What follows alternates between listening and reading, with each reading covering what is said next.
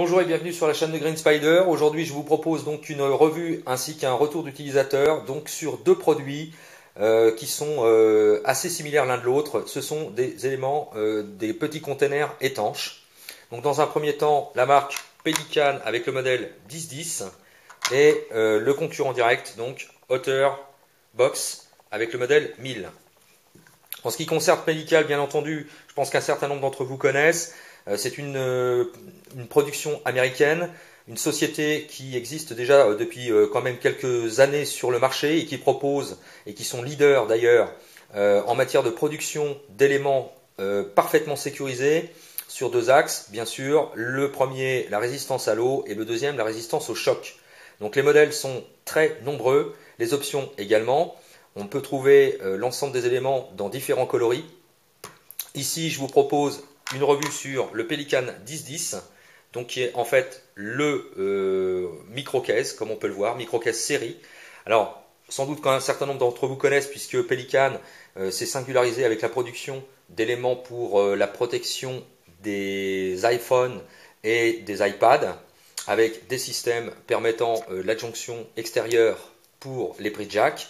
Ici, c'est un petit élément donc d'emport qui va permettre de sécuriser principalement les éléments électroniques, mais aussi, et pourquoi pas, vous permettre de vous constituer un kit étanche pour diverses situations. En ce qui concerne les caractéristiques de chez Pelican et du modèle 1010 en présence, c'est une coque en copolymère et polypropylène, un ensemble de deux éléments qui offre une excellente et très grande résistance, soit en matière de choc ou d'écrasement. Donc la fermeture est présentée en ABS, ici. Les axes de charnière, que ce soit ici pour le système de fermeture ou à l'arrière, sont en acier inoxydable. Les températures de résistance sont de l'ordre de moins 23 degrés centigrades à plus 98 centigrades au niveau de la résistance au niveau des températures. Et l'étanchéité est assurée aux normes IP67, à savoir submersion de l'ensemble à 1 mètre de profondeur, permettant une totale étanchéité pendant 30 minutes. Voilà. Dimension externe de l'objet en question, environ, puisque les caractéristiques techniques sont assez précises, donc je vais vous faire on va dire une charnière, donc 15 de long sur un peu plus de 10 de large sur presque 5,5 d'épaisseur. Au niveau compartiment interne, on est de l'ordre de 11 cm dans le sens de la longueur, de l'ordre d'un peu plus de 7 cm de large pour une capacité supérieure à 4 cm d'épaisseur. Voilà.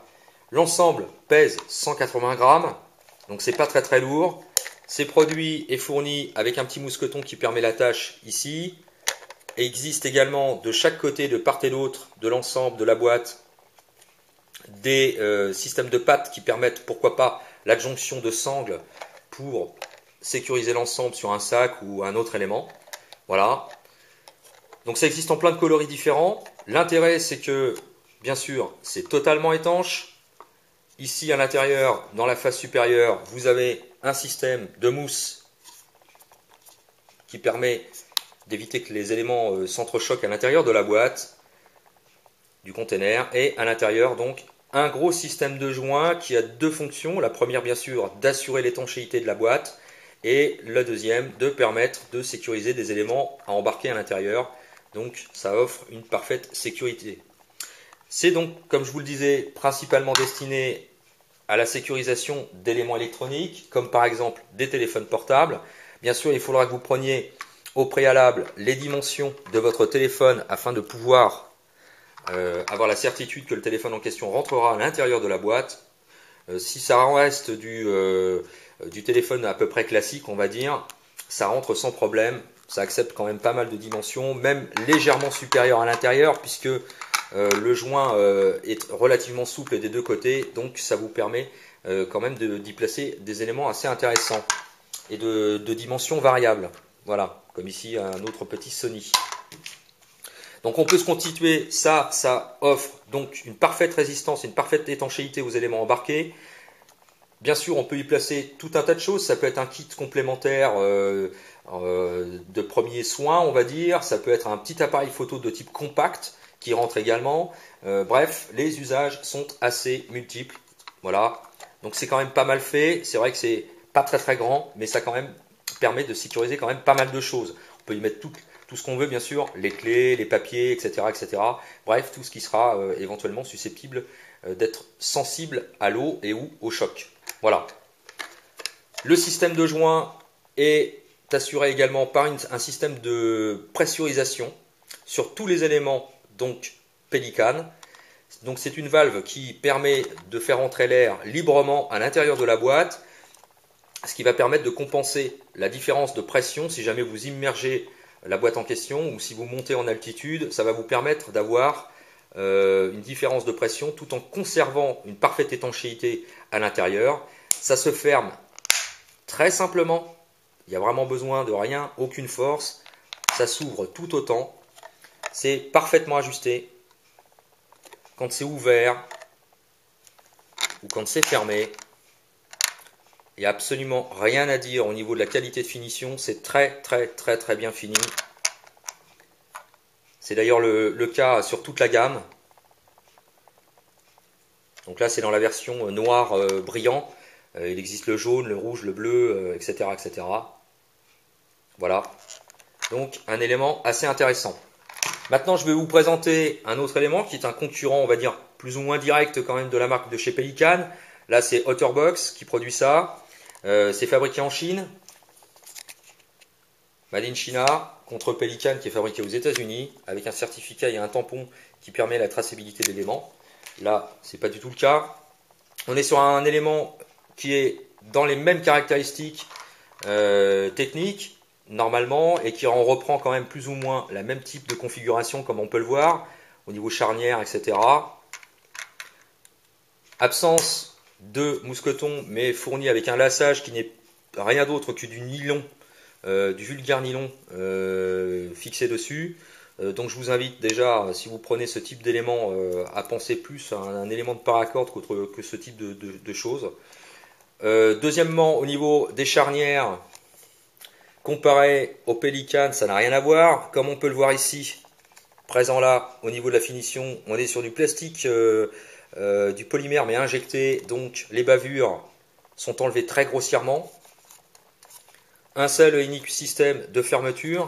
Pour l'ouvrir, il faut vraiment appuyer très fort. Idem pour refermer, comme on l'entend. Alors, en plus, comme vous avez pu le voir, au niveau de la fermeture, quand c'est pas fermé, ça s'ouvre largement. Et quand c'est fermé, voilà, on voit bien la différence de niveau entre près de la jonction du système de fermeture et sur les côtés, que ce soit d'un côté comme de l'autre, alors que bien sûr l'élément est totalement vide. Totalement vide, y compris pour les systèmes de protection. Il n'y a absolument rien, que ce soit ça sur une face ou sur l'autre, c'est totalement vide. Alors certes, les capacités internes sont quasi identiques au Pelican, puisque là on retrouve quasiment la même capacité d'emport à l'intérieur, mais au niveau sécurité, il n'y a pas photo.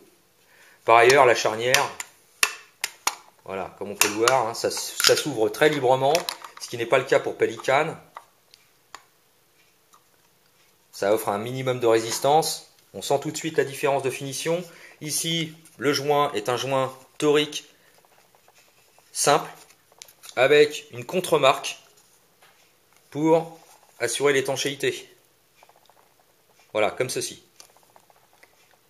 Là, on retrouve par contre un système qui permet éventuellement de sécuriser avec un petit cadenas ou une chose comme ça.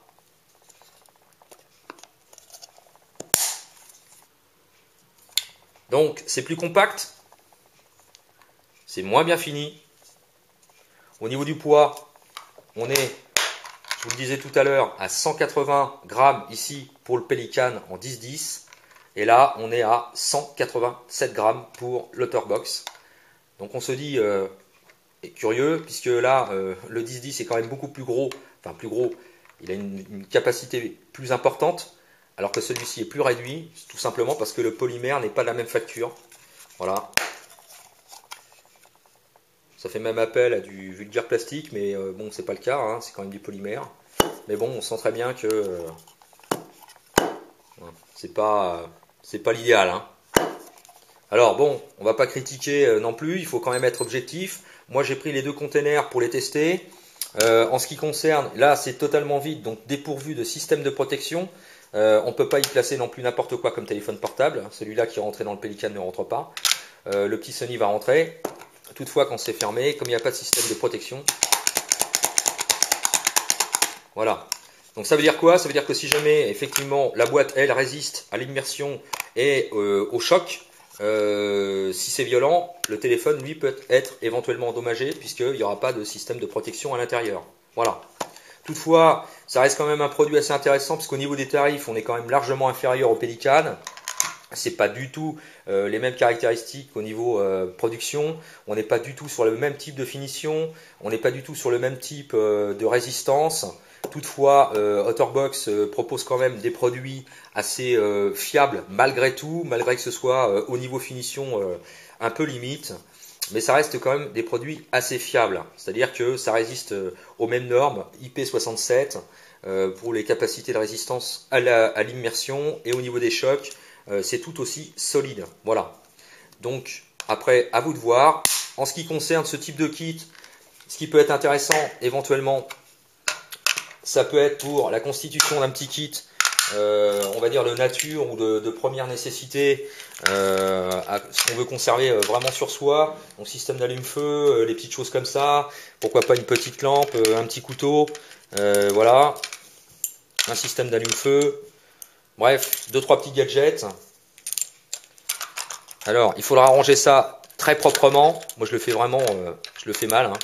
Il faudra vraiment ranger ça proprement si vous voulez que ça rentre. Normalement, ça rentre, hein. Voilà. Mais bon. Mais comme je vous le disais, voilà. Ça résiste, mais à l'intérieur, hein, tout se balade. Voilà. Donc, Pelican, un peu plus cher, mais bien mieux fini. Au niveau finition, il n'y a pas photo. Voilà. Donc à vous de voir, à vous de choisir les deux mêmes éléments pratiquement, hein. On est sur un tarif bien inférieur chez OtterBox. Là, c'est différent. On va dire qu'on est au-dessus, hein. Un poil au-dessus, hein, vraiment. Voilà. Pour tout ce qui est Rotex, en ce qui me concerne, je suis satisfait de l'un ou de l'autre, que ce soit au niveau de capacité de résistance, donc au choc.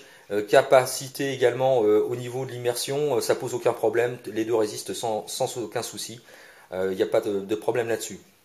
Si vous voulez aller voir des tests, on va dire extrêmes sur le Pelican 1010, je vous laisse un lien direct pour aller sur une chaîne qui a présenté donc le produit avec écrasement, voiture, etc.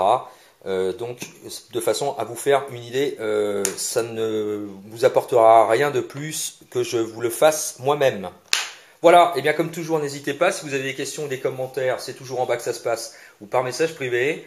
Je vous souhaite, je vous dis, portez-vous bien, carpe diem, et à bientôt, salut!